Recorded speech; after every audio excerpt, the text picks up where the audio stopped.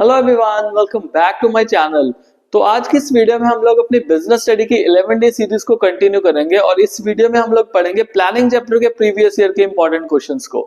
तो without wasting time video शुरू करते हैं। वीडियो शुरू करने से पहले चैनल को जरूर सब्सक्राइब कीजिए ताकि आपको लेटेस्ट वीडियो के नोटिफिकेशंस साथ ही साथ आते रहे। तो चलिए शुरू करते हैं अपने पहले क्वेश्चन से। तो हमारा पहला क्वेश्चन क्या है, let's see.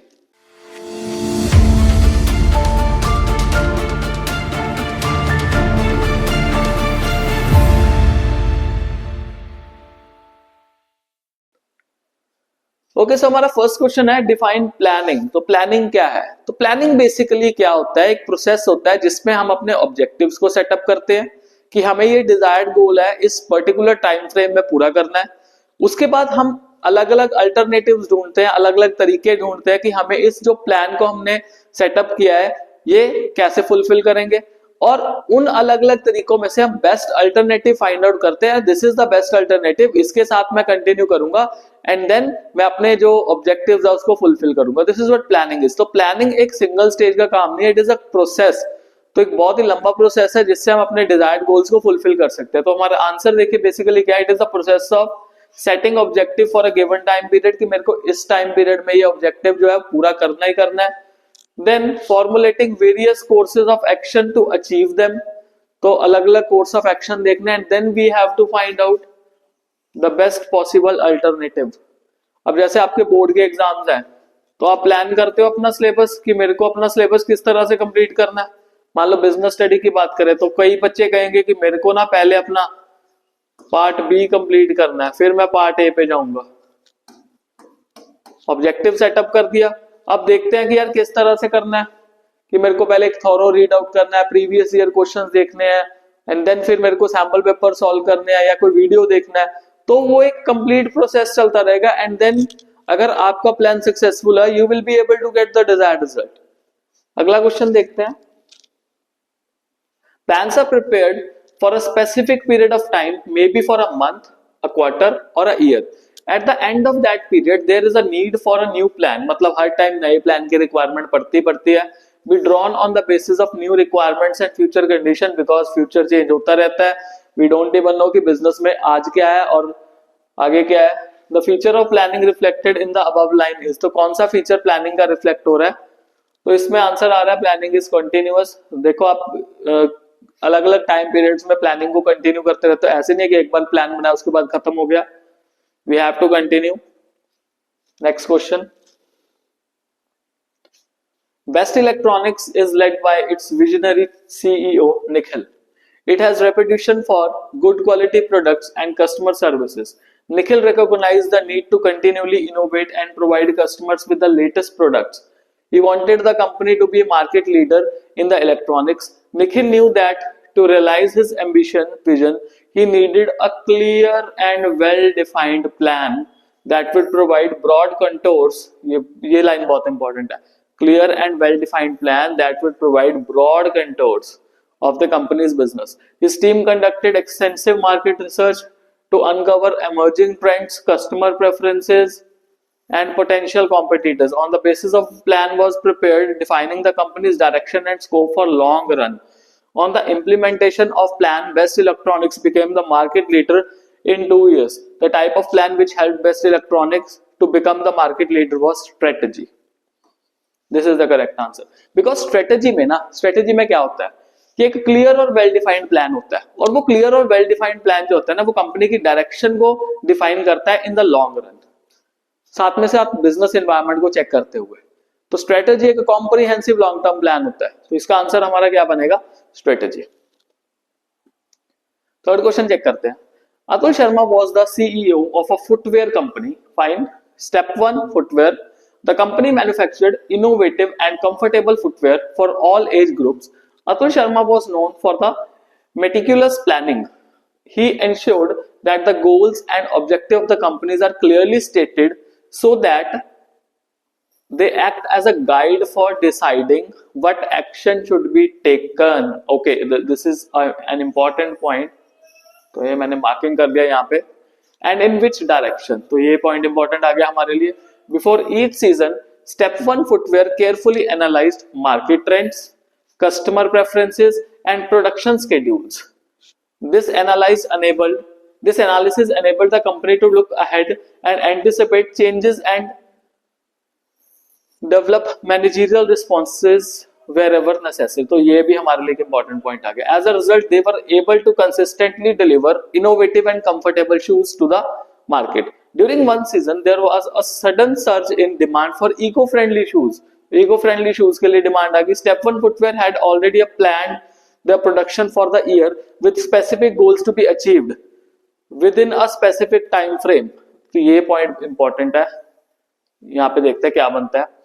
The managers of Step One Footwear did not have the flexibility to change the plan. तो कहीं ना कहीं limitation की बात होगी to cope up with the changed circumstances. Another shoe company, EcoStep, quickly adapted and started manufacturing comfortable eco-friendly shoes. By not being able to adjust to the rapidly changing market, Step One Footwear faced inventory surplus. तो obvious बात है ना, अगर मान लो suppose demand इन चीजों की तो सामान पड़ा रहेगा उनका.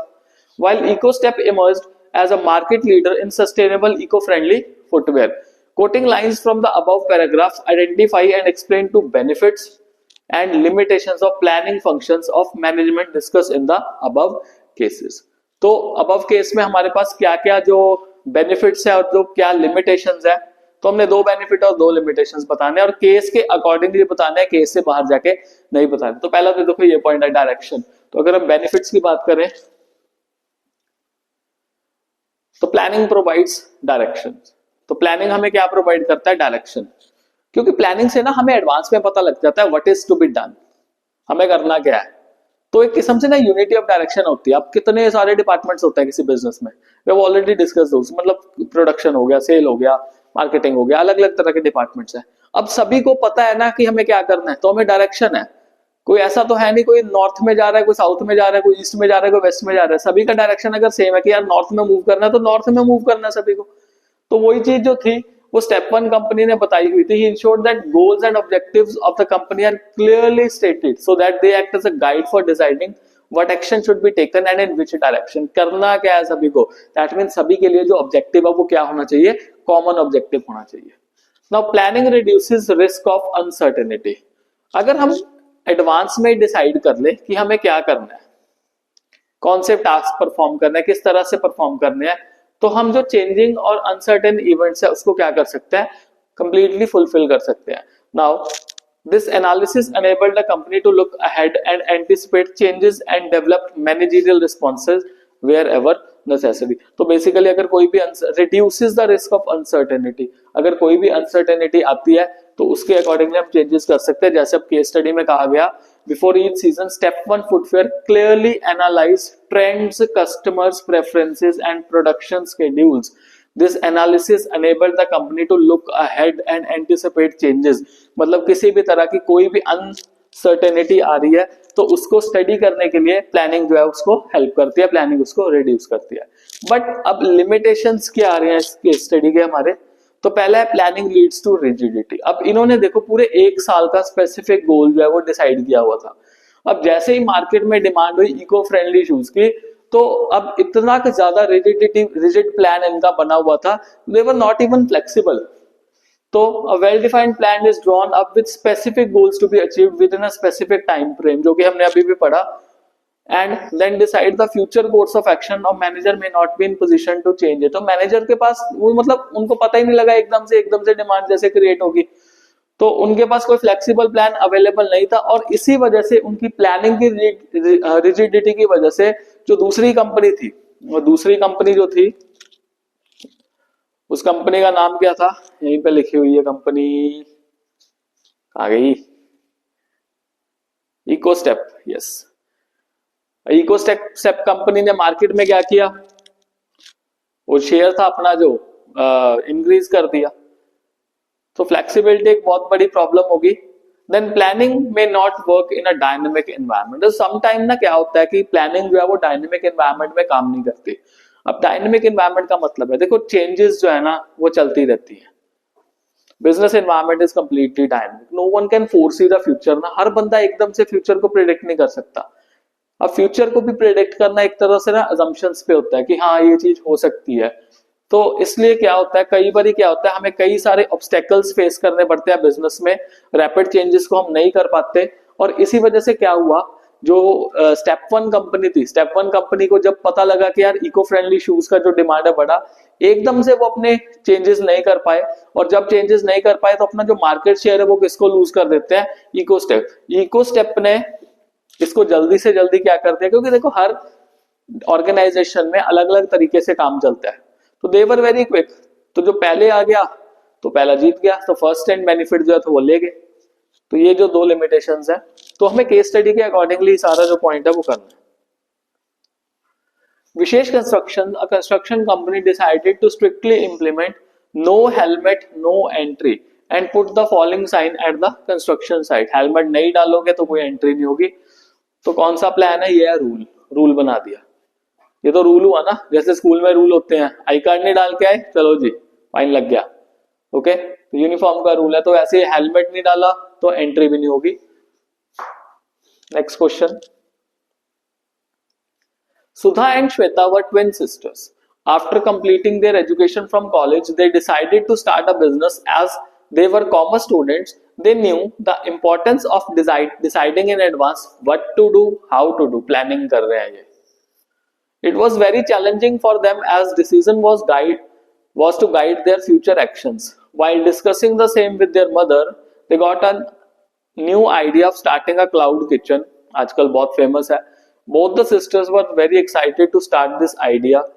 The idea took shape of a concrete plan, and within a month, they were successful in starting their cloud kitchen. Identify the point of importance of planning highlighted in the above case. तो इसमें कौन सा है, definitely एक नया idea आ रहा है। तो प्लानिंग प्रमोट्स इनोवेटिव आइडियाज। जब भी ना कोई बंदा प्लानिंग करने के लिए बैठता है, दो दिमाग तीन दिमाग मिलके बैठे, तो कुछ ना कुछ हमारे पास क्या आता है, आइडिया निकल के आता है। हम कुछ ना कुछ नई टेक्निक सोचते हैं, हम कुछ ना कुछ नए आइडियाज के बारे में बात करते हैं। तो डिस्कशन से ही क्या चलता है, हमारे जो आइडियाज है उसको इम्प्लीमेंटेशन करने में हेल्प मिलता है। तो इनोवेटिव आइडियाज जो है निकल के आते हैं जब हम बैठते हैं किसी ना किसी पर्पस के लिए। नेक्स्ट क्वेश्चन है, after studying entrepreneurship in class 12th, Neel completed a baking course and started a bakery, cakes and bakes. He set a target of earning a modest 10% return on investment in the first year. वो कहता 10% return भी आ जाए तो बहुत है. As he was supplying healthy bakery products, the demand kept increasing. Cakes and Bakes became a famous bakery in a year. He now wanted to develop a plan to define the direction and scope of Cakes and Bakes for the long run. He made a marketing plan to decide if he could charge a higher price to improve his return on investment, how to advertise the product, etc. Quoting the lines from the above paragraph, identify and explain two types of plan discussed in the above case. बहुत ही easy है। देखो पहला तो देखो वो कहता है कि मेरे को मॉडेस्ट 10% की रिटर्न चाहिए मेरी इन्वेस्टमेंट पे पहले साल में, और ये क्या है, ये ऑब्जेक्टिव को शो करता है, क्योंकि ऑब्जेक्टिव जो है ना वो स्पेसिफिक होता है कि मेरे को स्पेसिफिक 10% की रिटर्न चाहिए, इसको मेजर किया जा सके। ओके, तो स्मार्ट है एक एक्रोनिम अगर हम देखें तो स्मार्ट में स्पेसिफिक हो गया, एम फॉर मेजरेबल हो गया, ए फॉर अचीवेबल हो गया, आर फॉर एलिवेंट हो गया, और टी फॉर टाइम बाउंड हो गया। तो इस तरह से ऑब्जेक्टिव जो वो स्मार्ट होना चाहिए। उसने अपना टारगेट सेट किया कि वो 10% रिटर्न लेके जाए, तो objective is the end which management seeks to achieve. So objective needs to be expressed in specific terms and उस given time period में अचीव होना। जैसे उसने given time period में कहा ना मेरे को एक साल में ना 10% का रिटर्न चाहिए अपने इन्वेस्टमेंट पे, that is specific at a given point of time. उसके बाद देखो उसने कहा कि यार मेरा एक साल में काम अच्छा चलने लग गया, क्यों ना मैं थोड़े से रेट्स बढ़ा के लॉन्ग रन में देखूं, क्योंकि मैं अच्छी क्वालिटी का प्रोडक्ट प्रोवाइड कर रहा हूं, तो क्यों ना मैं अपने बिजनेस को इंक्रीज करूं। तो उसकी अब जो लॉन्ग रन की है वो क्या बन गई, स्ट्रेटेजी बन गई। तो वो एक ऐसा plan that define the direction and scope of cakes and bakes for long run. तो ये पॉइंट यहां से क्लियर हो गया। तो याद रखो यहाँ पे भी लिखा हुआ है फॉर द लॉन्ग रन। तो जब भी लॉन्ग रन की बात आए, लॉन्ग रन में क्या बनाई जाती है, स्ट्रेटेजी बनाई जाती है। तो स्ट्रेटेजी एक कॉम्प्रिहेंसिव प्लान है फॉर अकम्प्लिशिंग ऑर्गेनाइजेशंस ऑब्जेक्टिव। तो जब भी स्ट्रेटेजी बनाई जाती है तो साथ में बिजनेस एनवायरमेंट्स को ध्यान में रखा जाता है कि यार अगर मान लो सपोज मैं ये चीज बना रहा हूं, मैं ये प्लान बना रहा हूं, तो क्या कोई बिजनेस एनवायरमेंट चेंज तो नहीं हो जाएगा, क्या सरकार की कोई पॉलिसी तो नहीं चेंज हो जाएगी, क्या किसी टेक्नोलॉजी में चेंजेस तो नहीं आएंगे, क्या इकोनॉमिक चेंजेस तो नहीं आएंगे, क्या लीगल चेंजेस तो नहीं आएंगे, क्या सोशल चेंजेस तो नहीं आएंगे, क्या मेरी प्रोडक्ट की डिमांड रहेगी या नहीं रहेगी। तो हर चीज का ध्यान रखा जाता है जब हम स्ट्रेटेजी बनाते हैं, बिकॉज स्ट्रेटेजी लॉन्ग टाइम को ध्यान में रखते हुए बनाई जाती है। कॉम्प्रिहेंसिव प्लान होता है जिसके बेसिस पे जो कंपनी है वो वर्क करती है। Explain any 4 points of importance of planning function of management। तो प्लानिंग फंक्शन ऑफ मैनेजमेंट का क्या मतलब है। Now importance of planning functions of management 4 point कहे हैं, 6 के 6 लिख दिए पॉइंट, कोई ना कोई तो हमें याद रहेगा ही ना। तो प्लानिंग प्रोवाइड्स डायरेक्शन, तो पहले भी आपको बताया था कि जितने भी इंप्लॉइज हैं उनको एक तरह से बता दो कि आपने ये काम करना है। मैं आपको एक एग्जांपल देता हूँ इसमें, विराट कोहली का बॉर्डर गावस्कर सीरीज में बहुत बुरी हालत थी। पहले टेस्ट मैच में अच्छा खेला विराट कोहली, और उसके बाद आप देखो नोटिस करो कि विराट कोहली को जब भी बॉल डाली जाती थी तो दे वर वेरी स्मार्ट, जो ऑस्ट्रेलियन बॉलर से बहुत ज्यादा स्मार्ट थे। अब देखो डायरेक्शन क्या दिया गया, सभी बॉलर्स, चाहे वो मिचेल स्टार्क हो, चाहे पैट कमिंस, चाहे फिर स्कॉट बॉलैंड, या फिर जब तक जॉश हेजलवुड, ये चारों के चारों खेले।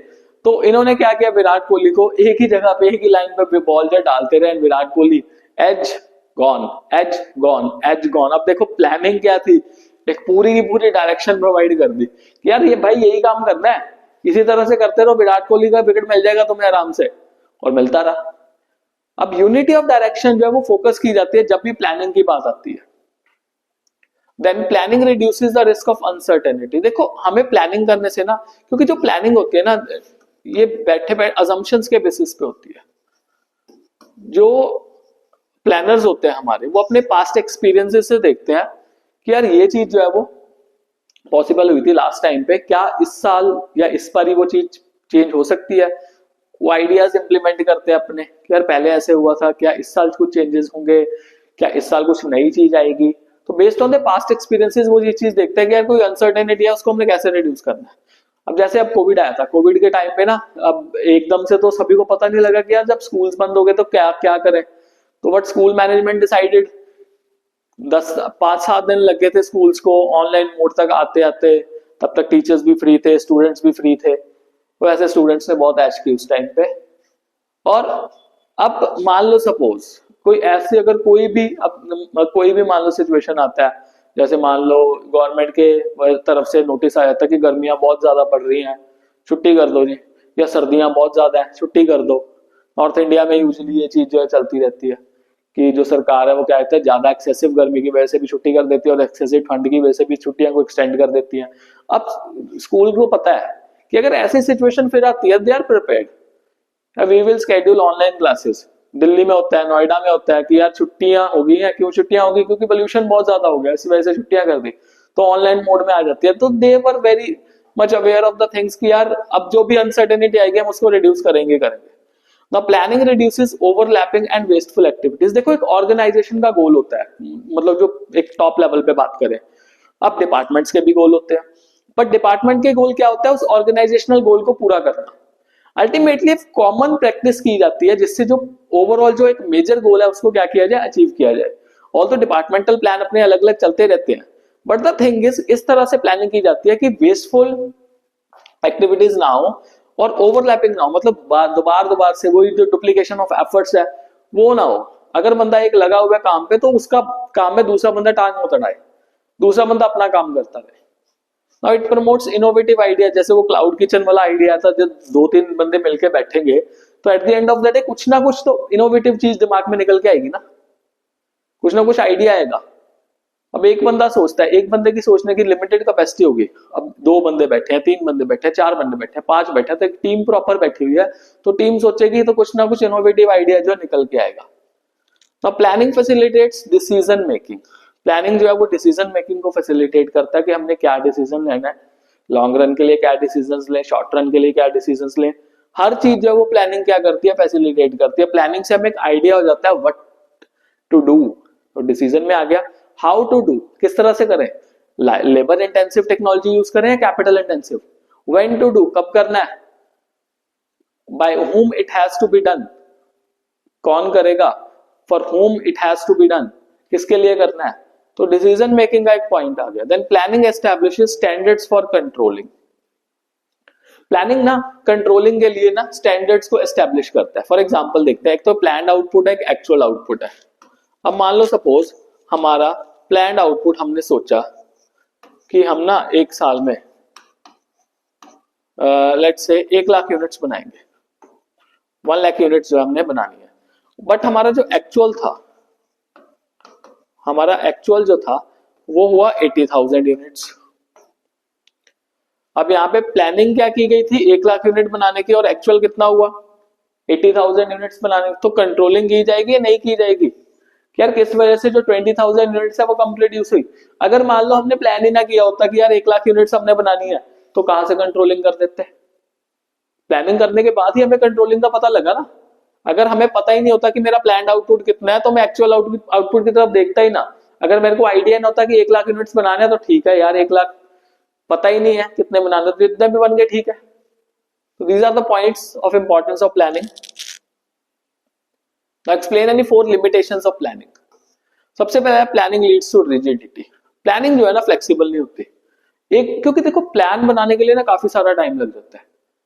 और एक बार जब प्लान बन गया, मान लो सपोज स्पेसिफिक टाइम पीरियड के लिए एक प्लान बन गया कि 1 साल के लिए हमने यही प्लान फॉलो करना, और अनफॉर्चुनेटली मान लो कोई ऐसी सिचुएशन क्रिएट होगी जिसकी वजह से हमारा प्लान हमें लग रहा है कि यार खराब हो जाएगा ये, तो what we will have to do, change तो कर नहीं सकते। जैसे वो स्टेप 1 कंपनी के साथ हुआ था, इको स्टेप कंपनी ने एकदम से चेंज कर दिया, but step 1 company was very rigid. उनके मैनेजर्स को मतलब एकदम से आइडिया नहीं हुआ क्या हो गया, तो फेल हो गए। प्लानिंग में not work in a dynamic environment, मतलब इट कीप्स ऑन चेंजिंग। अब एकदम से लोगों का डिमांड होगा कि हमने तो इको फ्रेंडली शूज यूज करने हैं, तो डायनेमिक हो गया, डायनेमिज्म हो गया, टेक्निक में चेंज आ गया, तो डायनेमिक एनवायरनमेंट में प्लानिंग जो है वो डिफिकल्ट हो जाएगी। Planning reduces creativity. देखो प्लानिंग में क्या होता है ना कि हमें एक एक्शन दे दिया जाता है कि हमने इसी एक्शन के अकॉर्डिंगली परफॉर्म करना है, इस एक्शन के अकॉर्डिंगली हमने क्या करना है, परफॉर्म करना है। और जब ना ऐसी सिचुएशन आती है तो क्रिएटिविटी क्या हो जाती है, खत्म हो जाती है। इसका भी एक मैं क्रिकेट से प्राइम एग्जांपल देता हूं। Sachin Ramesh Tendulkar, I guess Sydney test था, तो सचिन सर भी थे ना जो अपना फेवरेट शॉट कवर ड्राइव मारते मारते आउट हो रहे थे, रेगुलरली कवर ड्राइव मारना चाहते थे, आउट होते थे। Australian bowlers are very much sure कि यार फिर से सिडनी टेस्ट आएगा, सचिन सर को डालेंगे बॉल, फिर से कवर पे मारेंगे, एज दे देंगे वही जो। But Sachin sir was very mentally strong, he was like कि आ जाओ भाई मैं भी देखता हूं तुम लोगों को। अब ऑस्ट्रेलियन बॉलर डाल रहे हैं ऑफ साइड पे बॉल डाल रहे हैं, सचिन सर क्या कर रहे हैं, छोड़ रहे हैं, लीव कर रहे हैं, बार बार उसको लीव कर रहे हैं। सारे स्कोर ऑन साइड पे, सारे स्कोर ऑन साइड पे खेली जा रहे हैं, and sir scored humongous 241, not out. अब प्लानिंग तो किया कि बॉल वहां डालेंगे आउट कर देंगे, बट फेल हो गया प्लान, और ऊपर से क्रिएटिविटी नहीं हुई, कोई क्या करें अब। तो समहाउ एक रिजिड प्लान की वजह से क्रिएटिविटी खत्म हो जाती है कि यार बॉलर करे क्या, कैसे करे आउट उनको। Now planning involves huge cost. Planning में ना बहुत ज्यादा कॉस्ट लगती है, क्योंकि आपको बहुत बैठना पड़ता है, आपको देखने पड़ते हैं रिसोर्सेज, चाहे वो मैन हो चाहे वो मटेरियल हो, हर तरह के आपको रिसोर्सेज देखने पड़ेंगे। देन यू हैव टू सी यार क्या ये रिसोर्स मेरे लिए फायदेमंद है या नहीं है। Now it is a time consuming process, ये बहुत ही ज्यादा टाइम कंज्यूमिंग प्रोसेस है। हमें कितने सारे अल्टरनेटिव्स को स्टडी करना पड़ता है। जैसे मान लो सपोज हमने सेल इंक्रीज करनी है, 10% से सेल इंक्रीज करनी है। अब अगर 10% से सेल इंक्रीज करनी है तो what we will have to do, discount दे दो, प्रोडक्शन बढ़ा दो, एडवर्टीजमेंट्स बढ़ा दो, प्रोडक्ट का सिंगल लाइन प्रोडक्ट था जो उसको मल्टीपल प्रोडक्ट्स में कन्वर्ट कर दो, तो हमारी सेल ऑटोमेटिकली बढ़ जाएगी। बट द थिंग इज मेरे को बेस्ट अल्टरनेटिव चूज करना है भाई, मैं सभी चीजों को नहीं देख सकता, I have to find out the best alternative. अब बेस्ट अल्टरनेटिव फाइंड करना तो at the end of the day time तो लगेगा ही ना। ऐसे तो है नहीं कि यार बिजनेस चला रहे हैं तो हलवा है कोई, उठा के कोई भी प्लान लगा दो यार, चल हिट एंड ट्रायल मेथड है, कुछ भी science not rule of thumb, ये हमने पढ़ा है already. Now planning does not guarantee success. जरूरी नहीं है कि जो प्लानिंग है वो क्या करे, वो सक्सेस करे। जैसे अब यही जो ये वाला केस मैंने बताया आपको, सचिन सर वाला केस बताया, प्लानिंग किया ऑल दो ऑस्ट्रेलिया ने कि यार ऐसे आउट कर देंगे, बट स्टिल जरूरी थोड़ा ना कि सक्सेस मिलेगा। तो कई बार बंदा ना प्लान करता है, अब हमारे भी कई सारे प्लान्स होते हैं, जैसे अब आप सोच रहे हो यार पढ़ाई तो की नहीं पूरे साल, अब क्या करें, फिर आप प्लान करते हो कि जैसे ना एक मीम्स बनते हैं कि 4 दिन पहले भाई सारे चैप्टर पढ़ूंगा, 3 दिन एक दिन कुछ नहीं पढ़ा, 3 दिन चाहे ऐसे करते हैं इंपॉर्टेंट इंपॉर्टेंट चैप्टर पढ़ लेते हैं, फिर इंपॉर्टेंट भी नहीं पढ़े, फिर बाद में आता है चल यार इंपॉर्टेंट क्वेश्चंस देख लेता हूँ, अब क्वेश्चन भी नहीं पढ़े, फिर लास्ट डे क्या होता है कि यार चल कुछ थोड़ा देख लेता हूँ, कुछ तो आ जाएगा, पूछ लेता हूँ अपने दोस्त से, और जब लास्ट तक नहीं पढ़े फिर भगवान का नाम याद आता है। तो जरूरी थोड़ा आपने जो प्लान किया आप सक्सेस करोगे, आई होप सक्सेस डेफिनेटली हो आपका, बट द थिंग इज कि हमेशा वो सक्सेस जो है वो नहीं मिलता। 9th question, Lino is a reputed car manufacturing company which is going to complete its 75 years in October 2024. The CEO of the company decided to take the company to a higher level. Okay. For this, he called a meeting of all departmental heads of the company. In the meeting, the CEO proposed a target to increase sales by 10% and profits by 20% in its platinum jubilee year. Objective आ गया, specific आ गया ना, point आ गया, उसमें major किया जा सकता है इसको। तो पहला तो ऑब्जेक्टिव हो गया।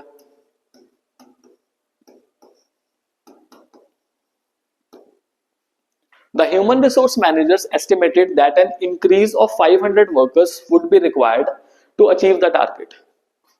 The finance manager suggested the company must hold adequate cash balances for various purposes, and he will prepare a statement showing the estimated cash inflows and outflows for this particular period. Identify and explain. अब इसमें देखो क्या बात चल रही है, इसमें अब जो है ना हम क्वांटिटेटिवली मेजर कर रहे हैं, दैट मीन्स इस वाले पॉइंट में बजट की बात चल रही है, बजट एज अ प्लान की बात चल रही है। तो ऑब्जेक्टिव हम ऑलरेडी पढ़ चुके थे, क्या होता है कि डिजायर्ड फ्यूचर पोजीशन देखनी है, डिजायर्ड एंड देखना मैनेजमेंट ने, और उस ऑब्जेक्टिव तक रीच करना है। तो स्पेसिफिक हो गया, तो objective need to be expressed in specific terms, that it they should be measurable in quantitative terms.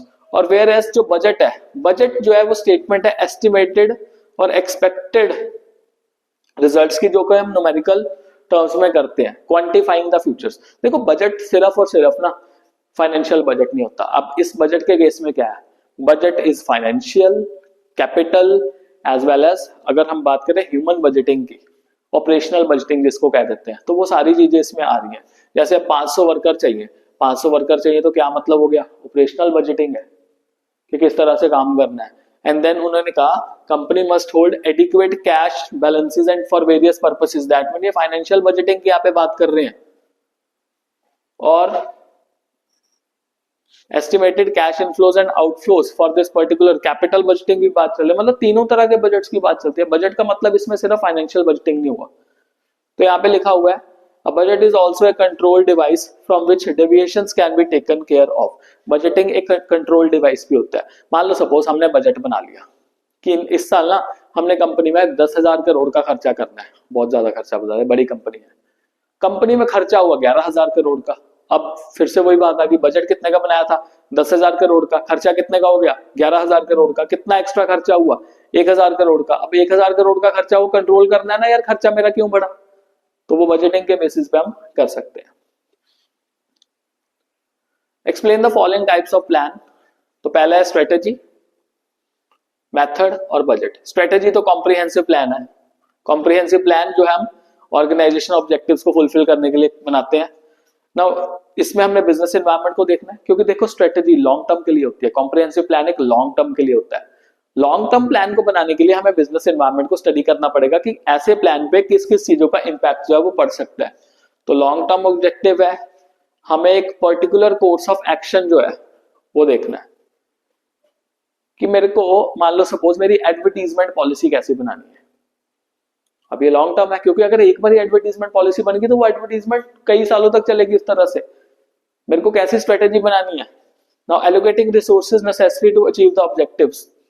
तो रिसोर्सेज कैसे लगाऊं कि जो मेरे ऑब्जेक्टिव्स हैं वो फुलफिल हो सके, समझ रहे हो। स्ट्रेटेजी मान लो सपोज सेल बढ़ाने की है, तो सेल बढ़ाने के लिए मेरे को मान लो एडवर्टीजमेंट पे खर्चा लगाना, तो एडवर्टीजमेंट की स्ट्रेटेजी क्या होनी चाहिए। क्या मैं सोशल मीडिया पे एडवर्टाइज करूंगा अपनी चीजों को, या फिर मैं किसी मान लो सपोज ब्रांड एंडोसर को बुलाऊंगा कि यार इसको एडवर्टीज करना है। आपने देखा होगा कि जो बड़ी बड़ी कंपनीज है, लेट्स से प्यूमा जो है, विराट कोहली को काफी साल तक इन्होंने ब्रांड एंडोर्समेंट के लिए कहा। अभी भी आई गया शायद पीवी सिंधु जो प्यूमा को लेके जो एडवर्टीजमेंट सब कर रही है। तो थिंग इज उनकी स्ट्रेटेजी काफी लंबे समय तक चलती है, तो उनको हर चीज के बारे में देखना पड़ता है। मेथड का क्या मतलब होता है? मेथड का मतलब होता है टेक्निक। तो हमें किस तरीके से वो टास्क को परफॉर्म करना है। तो मेथड में vary from task to task, अलग अलग टास्क का। और मेथड से बेसिकली हमने करना क्या है, जो कॉस्ट है वो कम से कम करनी है। एक तो कॉस्ट कम से कम करनी है, मेथड इस तरह से होना चाहिए। और सेकेंड थिंग क्या है कि हमें अपने जो बिजनेस है उसको प्रॉफिटेबल बनाना है।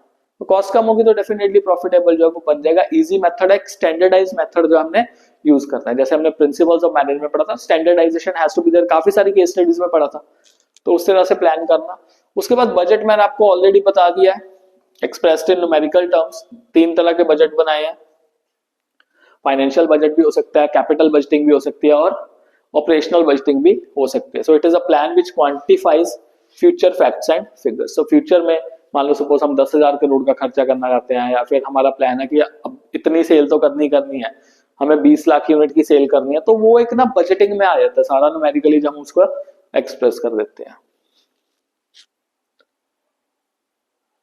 Explain the following limitations of planning, already वैसे पढ़ चुके हैं, पर इसमें अब हमें 3 गई है। तो प्लानिंग में not work in a dynamic environment, तो प्लानिंग डायनेमिक एनवायरनमेंट में वर्क नहीं करती है। बिजनेस एनवायरनमेंट डायनेमिक होता है, and organisation has to constantly adapt, वही line, either you adapt or you perish. तो it become difficult to accurately assess future trends in the environment. बहुत मुश्किल है भाई, सच में बहुत मुश्किल है कि क्या फ्यूचर ट्रेंड होने वाला है। क्योंकि आज के सोशल मीडिया के टाइम पे ना, आज के टाइम पे बहुत सारी चीजें ना रेगुलरली चेंज होती हैं। सोशल मीडिया पे एक चीज ट्रेंड में होती है, 1 महीना ट्रेंड में रहती है, उसके अगले बार वो गायब हो जाती है, कंप्लीटली गायब।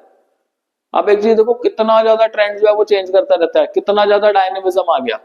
Planning leads to rigidity.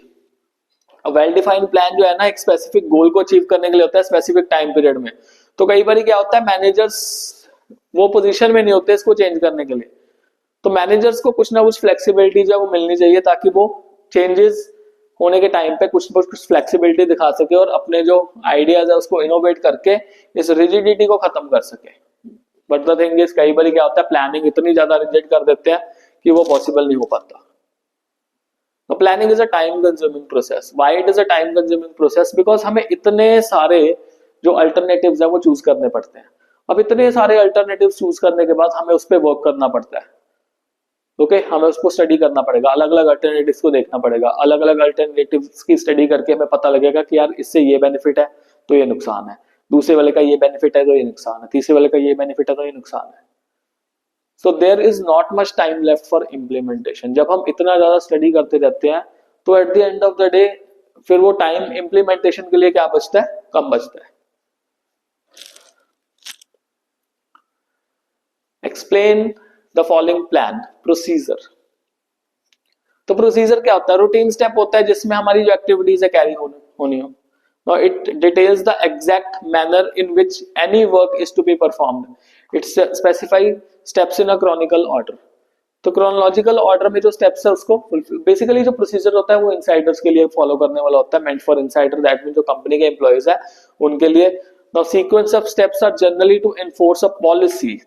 तो पहले पॉलिसी आती है, पॉलिसी को ही करने के लिए प्लान जो है बनाया जाता है फॉर प्री डिटर्मिन्ड ऑब्जेक्टिव। मान लो सपोज स्कूल है, स्कूल में मान लो एडमिशन का प्रोसीजर क्या होगा किसी भी स्कूल में?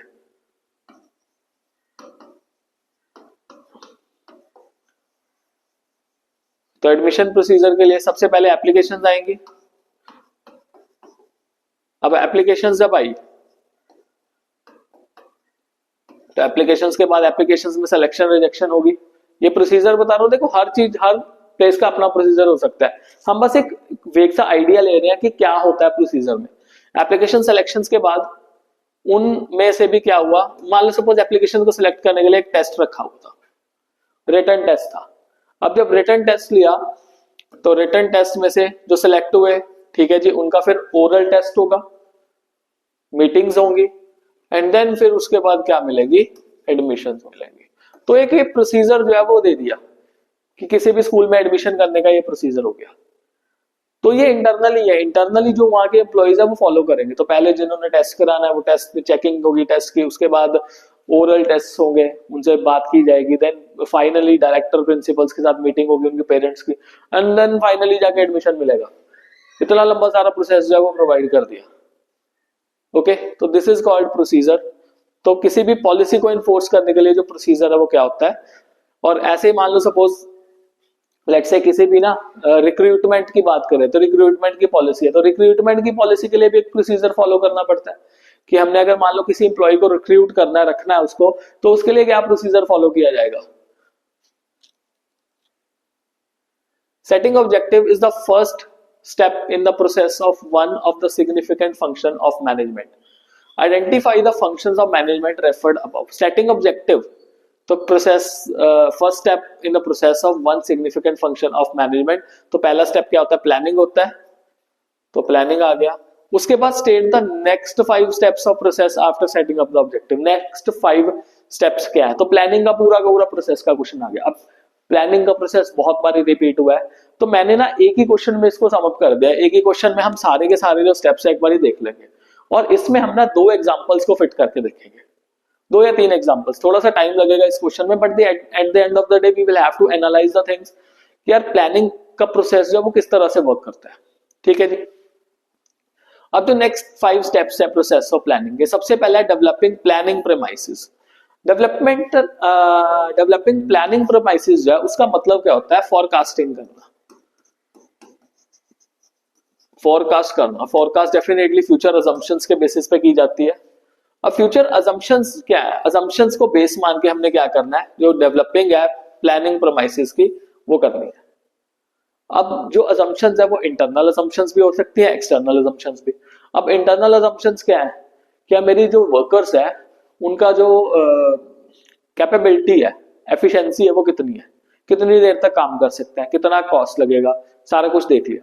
एक्सटर्नली क्या है, एक्सटर्नल में क्या होगा कि यार मेरा बिजनेस एनवायरनमेंट जो कैसे चेंज हो रहा है, कोई टेक्नोलॉजिकल चेंजेस तो आने वाले, कोई पॉलिटिकल चेंजेस तो नहीं है, कोई लीगल चेंजेस तो नहीं है, कोई इकोनॉमिकल चेंजेस तो नहीं है, कोई सोशल चेंजेस तो नहीं है।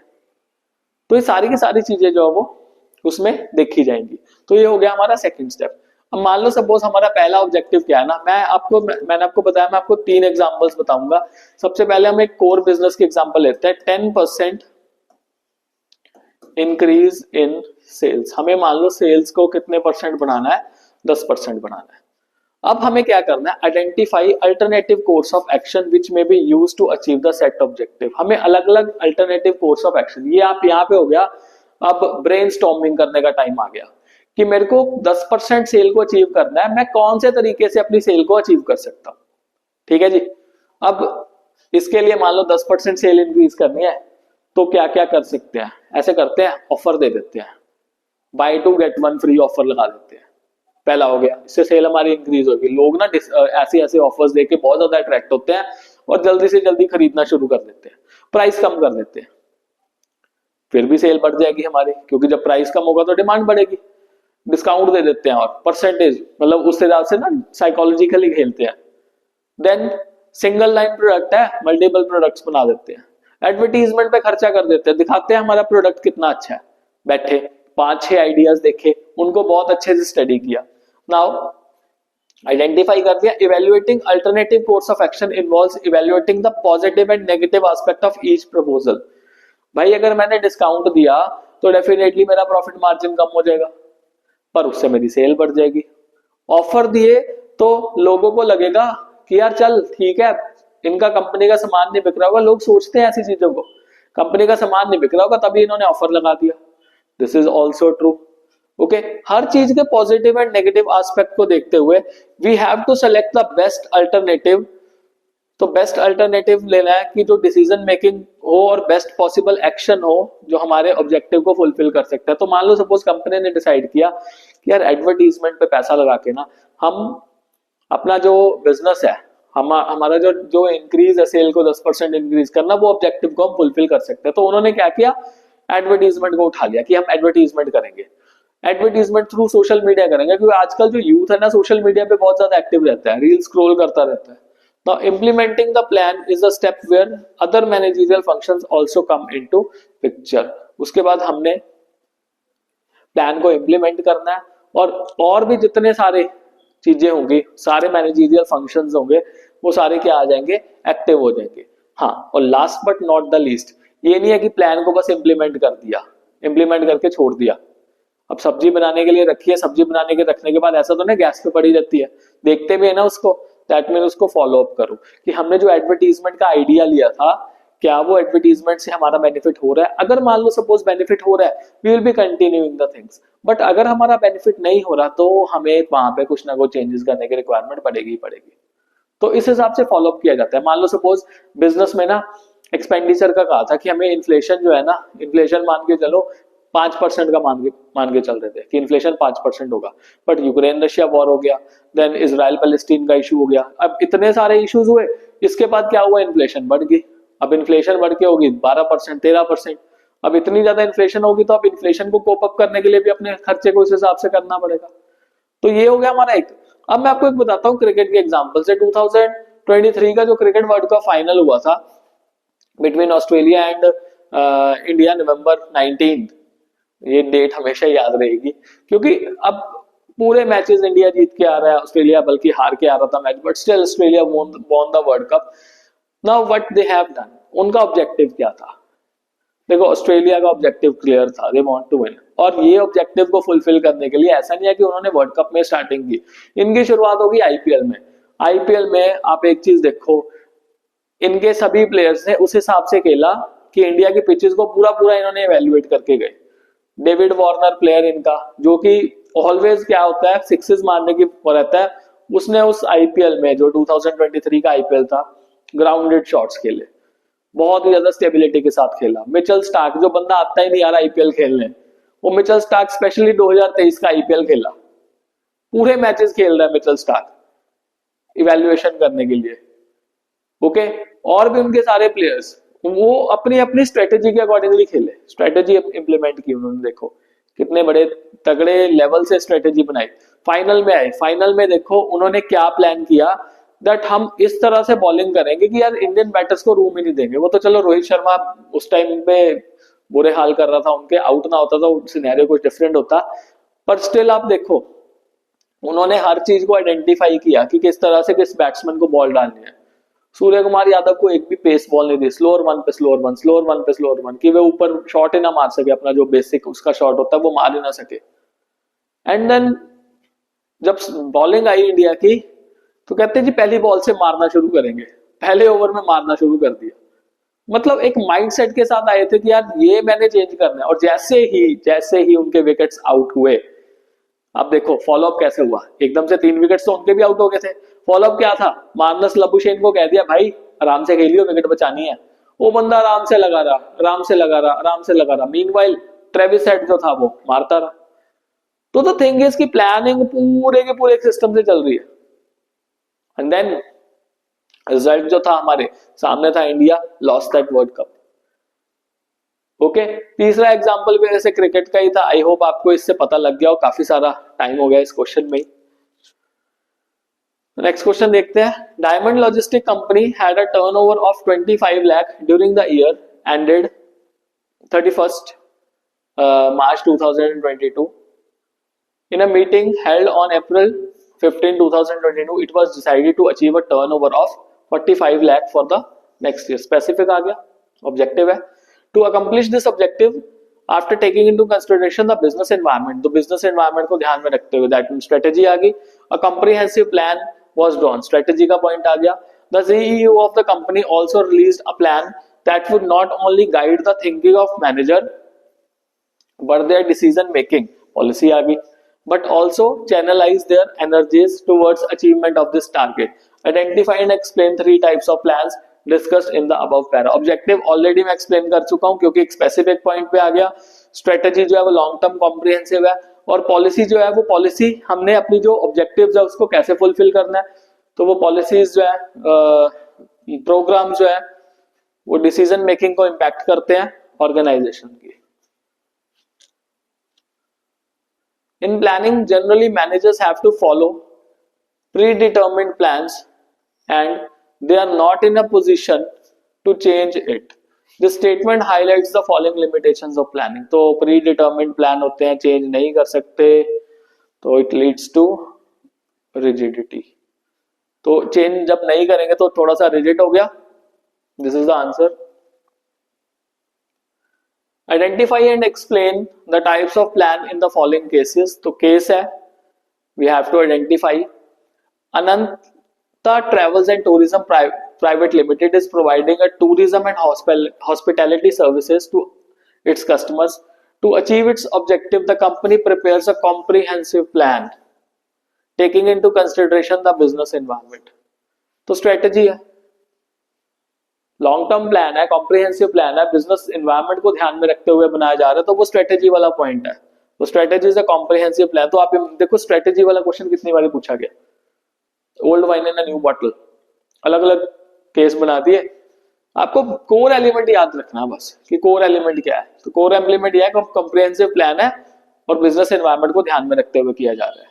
तो ब्रॉड कंटोर्स प्रोवाइड करते हैं of an organisation business. It refers to future decisions defining the organization direction and scope. तो बेसिकली क्या है, डिटर्मिनिंग लॉन्ग टर्म ऑब्जेक्टिव है, पर्टिकुलर कोर्स ऑफ एक्शन आ गया, and we have to allocate the resources to achieve the objective. तो strategy उस हिसाब से बनाई जाती है. Next one, identify and explain the type of plans in the following cases. Okay, Amit is a CEO of Mannat Raj Industries. He developed the broad parameters within which the managers may functions. तो functionings of manager within which broad parameters बना दिया गया जिसमें managers क्या करेंगे, work करेंगे. और जब ये पॉइंट निकल के आए तो ये बनाती है जी पॉलिसी को. तो पॉलिसीज क्या होती है, जनरल स्टेटमेंट्स होती हैं जो थिंकिंग को गाइड करती हैं पर्टिकुलर डायरेक्शन में. तो policies define the broad parameters within which managers may function. जैसे रिक्रूटमेंट की कोई पॉलिसी आई तो मैनेजर्स को रिक्रूटमेंट की पॉलिसी के लिए उस हिसाब से बढ़ना पड़ेगा. ओके, नो क्रेडिट पॉलिसी, हमने उधार नहीं लेना. सेल करने के टाइम पे हम उधार नहीं लेंगे.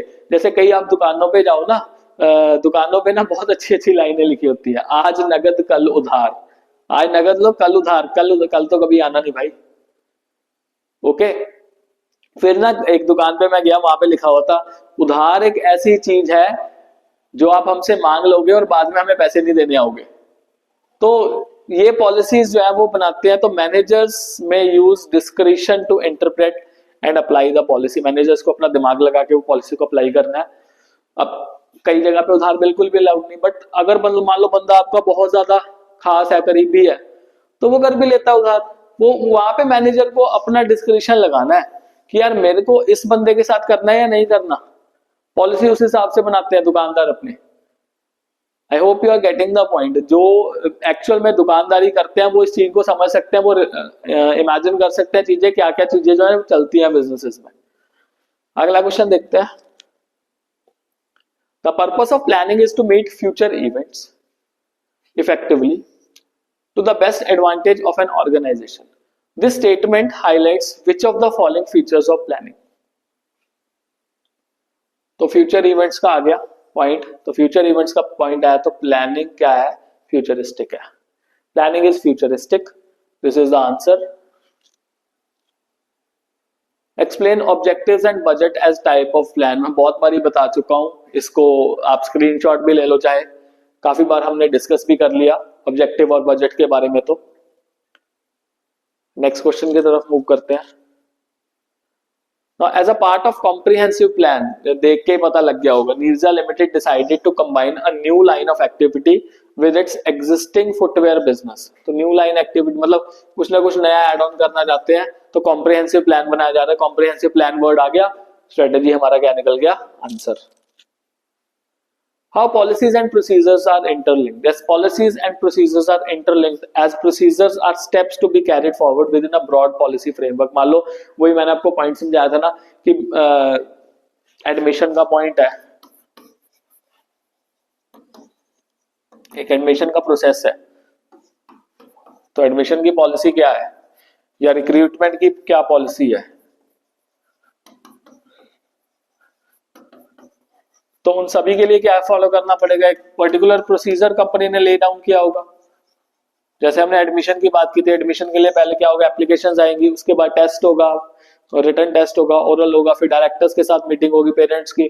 तो वो सारा का सारा क्या बना दिया, एक प्रोसीजर बना दिया, इस हिसाब से पॉलिसी फॉलो की जाएगी। या फिर उसके बाद नो क्रेडिट पॉलिसी, कि कंपनी क्रेडिट जो है वो एक्सेप्ट नहीं करेगी। अब क्रेडिट पॉलिसी है तो उसका भी प्रोसीजर बना दिया कि इस हिसाब से हमने प्रोसीजर को फॉलो करना है। ओके, तो दिस इज द पॉइंट।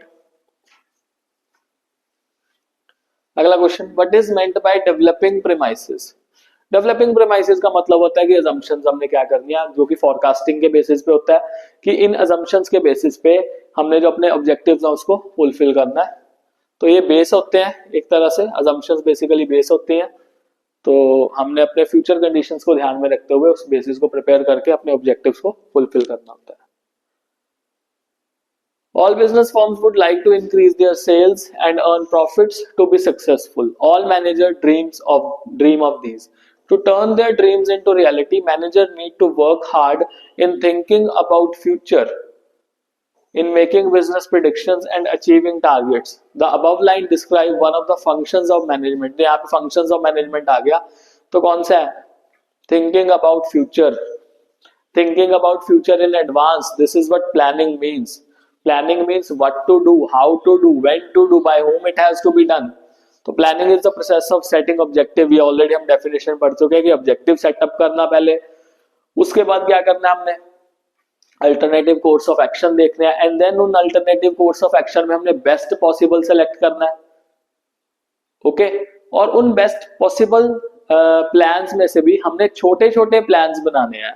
ये आपको एक नया पॉइंट है, मेरे को कमेंट बॉक्स में बताना उन छोटे छोटे प्लान्स को क्या कहा जाता है, बहुत ज्यादा इंपॉर्टेंट है, वो पॉइंट जो है जरूर पढ़ लेना। Now Matta auto limited is manufacturing different types of commercial vehicles. Their sales were rupees 200 crores in previous year. The company decided to increase sales by 20% during the current year. देखो जी objective वाला point फिर से निकल आया। Objective हो गया, strategy होगी, policy हो गया, प्रोसीजर हो गया, बजट हो गया, रूल वाला हमने जो वहां पे पढ़ा था। ओके, तो ये जो प्लान्स है ना, ये बार बार रिपीट हो रहे हैं। दैट मीन्स कहीं ना कहीं इन प्लान्स में से कोई ना कोई क्वेश्चन जो है डेफिनेटली बन सकता है। Through internal audit they analyse the strength and weakness, method भी हमने पढ़ा है, weakness of the business across all department. External audit focused on opportunities and threats in the constantly changing business environment. यहाँ पे देखो वर्ड आ गया, business environment. Thus, a comprehensive plan was prepared. लो जी, कहानी खत्म होगी। The company directed its office throughout the country to follow the plan. The company commitment to develop effective plans to achieve a consistent increase in sales has ensured its continual growth over the past 1 decade. Identify and explain 2 types of plan discussed in the above case. तो 2 plans है, तो पहला तो objectives हो गया, दूसरा strategy हो गया। 2 प्लान है, तो यही 2 प्लान मेजरली बन रहे हैं हमारे। प्लान हम कर चुके हैं इनको। Let's see. Saurabh decided to start a chocolate manufacturing business. He set the target of earning 10% profit on sale in the first year. तो ये ऑब्जेक्टिव हो गया कि 10% प्रॉफिट है, टारगेट रख दिया उसने। As a good businessman, he was concerned about the future of the business, which was uncertain. He gathered information that the demand for chocolates is increasing day by day. He used this information as a base for future planning and shared it with his team. On the basis of the gathered information, he scheduled a meeting in the following week to find innovative ways to achieve objectives. List the first 2 steps which have been followed by Saurabh that are related to process of one of the functions of management. तो पहला step तो है जी objective. Objective क्या था, 10% profit को profit on sales लेके आना। उसके बाद उसने फ्यूचर कोर्स ऑफ एक्शन देखा, उसमें हमारा क्या था, डेवलपिंग ऑफ प्रीमाइसेस। हम ऑलरेडी इस चीज को डिस्कस कर चुके थे। Give the meaning of procedure and method as type of plan. तो procedure sequence of routine steps होते हैं जो कि chronological order में fulfill करना होता है, ताकि जो भी business की जो broad policies हैं, activities हैं, वो broad framework में आ जाए। Now it details the exact manner in which any works to be performed. कोई भी exactly work जो हमने perform करना है उस तरीके से perform करना है। ये एक procedure हो गया। Method में describe किया जाएगा कि कौन से तरीके से, कोई standardized तरीके से हमने जो टास्क है उसको फुलफिल करना है। Now it deals with a task comprising of one step of a procedure and specify how this step is to be performed. मान लो suppose अब written test लेना है admission के लिए, तो written test अब कैसे लेना, मान लो suppose senior class है, अब senior classes में ना वो जो OMR based MCQs based test है वो ले लो. एक तो MCQ based टेस्ट को चेक करना आसान हो जाएगा और हमारा जो वर्क है वो कंप्लीट हो जाएगा. तो प्रोसीजर में पहला स्टेप आ गया था कि यार टेस्ट कैसे ले, तो सीनियर क्लासेस का टेस्ट लेना तो MCQ बेस्ड टेस्ट ले लो, चेक करना आसान हो जाएगा, तो वो मेथड हो गया. अब जूनियर के लिए MCQ बेस्ड टेस्ट नहीं ले सकते हम OMR शीट्स पे, तो उनके लिए थोड़ा सा रिटन टेस्ट ले लो कि थोड़ा बहुत राइटिंग में देख लो या आर्ट करा के देख लो, कुछ भी चीज हो सकती है. अलग अलग मेथड्स हैं वो अलग अलग तरीके से यूज किए जा सकते हैं. प्लानिंग प्रीमाइसेस, वही assumptions आ गई. assumptions इंटरनल भी हो सकती है, एक्सटर्नल भी होती हैं. About the future on the basis of which plans are drawn. खत्म. This was our last question. Most of the questions देखो आप रिपीट हो रहे हैं. अब अगर आप इंपॉर्टेंट देखें तो हमने इंपॉर्टेंस, लिमिटेशंस, बेनिफिट्स ये सारे तो देख लिए. उसके बाद जो टाइप्स ऑफ प्लान्स है, प्लानिंग का प्रोसेस है. यूजुअली अगर 4-5 पॉइंट्स की बात करें तो इन्हीं 4-5 पॉइंट्स में से वो क्वेश्चन बार बार रिपीटेडली आते थे. मैंने क्वेश्चंस रिपीट इसलिए किए बिकॉज आपको एक आइडिया सा बन जाएगा कि यार क्वेश्चन पूछे तो जा रहे हैं बट बार बार रिपीटेडली वही क्वेश्चन जो है अलग अलग तरीके से CBSE क्या कर रहा है, पूछ रहा है. तो आई होप आपको वीडियो पसंद आया. वीडियो पसंद आया तो चैनल को जरूर सब्सक्राइब कीजिए and as always stay blessed all.